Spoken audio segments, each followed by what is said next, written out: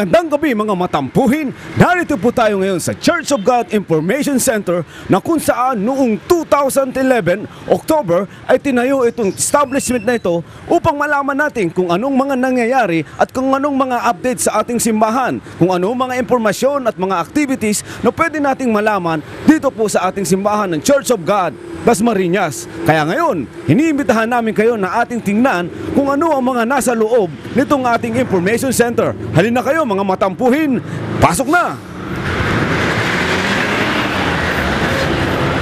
Welcome po sa COG Information Center. Ay, maraming salamat! Magandang gabi. Interviewin naman natin na isa sa mga tao na patuloy na nag-oopisina sa Information Center na ito. Anong pangalan mo? Ako po si Bugoy. Hindi ka ba si SpongeBob? Hindi po. Si Patrick ka. Hindi rin po. Kapatid, ano-ano bang naririto sa Information Center na ito? Pwede mo ba sa aming ipakita kung ano-ano ang makikita natin dito sa Information Center na ito? Makikita po dito ang history ng church natin. At ito pa, there's more. There's a lot of people going here not only to inform the church, it's only to refuge center din po ito, counseling at matters, family matters, any matters that all matters. Narito po tayo ngayon sa loob ng Information Center na kung saan makikita natin ng iba't ibang klaseng litrato na pinamunahan ng ating maliit na simbahan dito po sa Salitran, Cavite. Na alam nyo ba na nag-umpisa ang ating simbahan, 3 lamang sila. Ang ating senior pastor at 2 teacher na kung saan sila ay nagdito nagba-Bible study. At sa bandang kanan naman, makikita natin ang isang gitara na umpisa pa lamang na pinaggagamitan ng ating pag-awit ang gitarang ito. At dito naman sa baba na ito, makikita natin ang isang picture na lumang-luma na projector. At alam nyo ang scientific name ng projector na ito? Ano? Capesisis projectorisis. At dito naman sa ating kaliwa ay makikita natin ng isang punong malaking mangga na kung saan dito nag-umpisa ang ating crusade sa mga kabataan. Sa manggang ito, ang scientific niyan ay Mangassisis scanabusis. Hali kayo! At dito naman sa ating bandang kaliwa ay makikita natin ng isang napakalumang-lumang, ang tawag dito,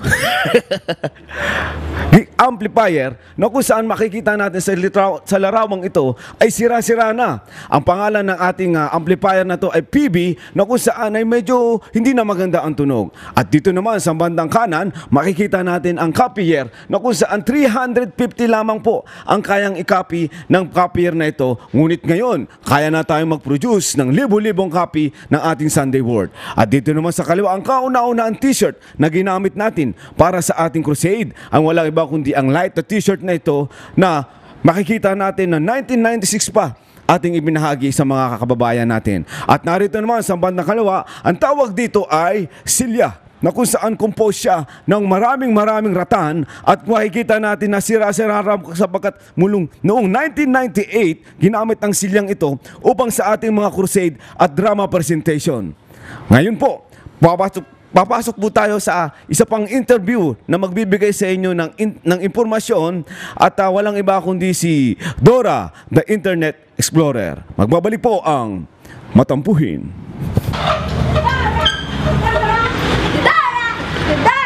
Dora! Hola, amigo, amiga! Mi Dora! At ngayong gabi, tuturuan ko kayo kung ano ang mga first sa Church of God. Alam niyo ba ang ibig sabihin ng first? Great! At ngayong gabi, aalamin na natin kung ano-ano ang mga first sa Church of God. Tara na! Dora!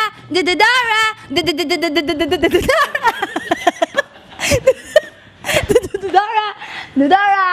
Great! Arriba! At ngayon, nandito na tayo sa frame. Alamin na natin kung ano ang first sa Church of God. First, sa Espanyol, uno, the sanctuary. First, unang santuario. Dito tayo nag-church. Hola! alam niyo ba kung ano ibig sabihin ng church? Great! At ngayon, do you know what's the first video coming Church of God? Great!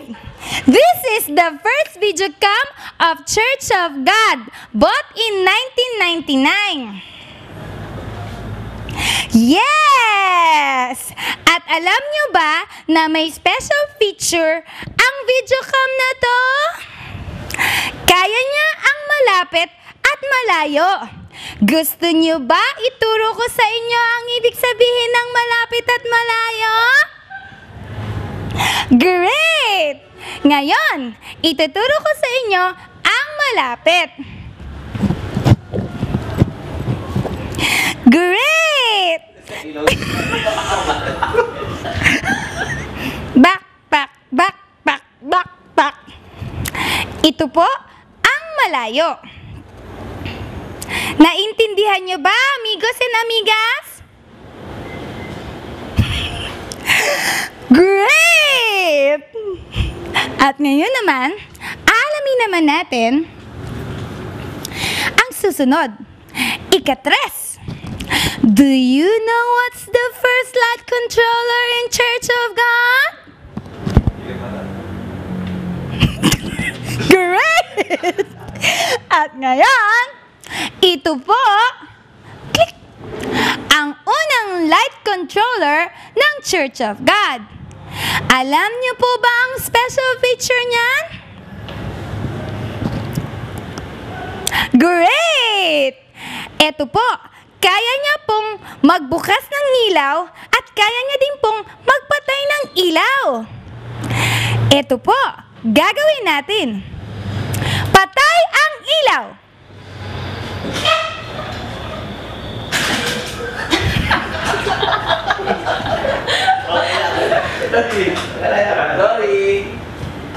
Ito po ang patay ang ilaw.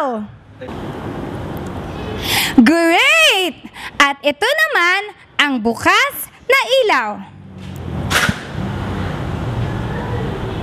Hanapin niyo ako, mga amigo-amiga! Bulaga! Oh, nagulat kayo, no? At ngayon, alam na natin kung ano ang ibig sabihin ng bukas na ilaw at patay na ilaw.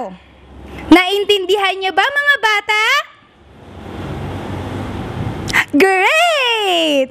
At ngayon naman, pupunta na tayo sa ikas-4. 4. Sa Tagalog, 4. Na first sa Church of God. Do you know what's the first and second track in Church of God? Great!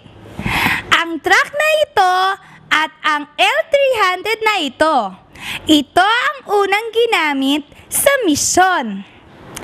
At ngayon, mga bata, alam na natin kung ano ang mga first sa Church of God. 1. Sanctuary. 2. Videocam. 3. Light controller. 4. L300 and F-truck. Ayan, may natutunan ba kayo, mga bata? Great! O siya, hanggang sa mga susunod nating pag-uulat. Ito po si Doray the Explorer na nagsasabing Happy Anniversary, Church of God! Bye-bye! Ano ba yung bye-bye? Adios! Mabalos! Adios! Dara! Dara! Let's go! Dara! Dara! Lara! Dara! Backpack!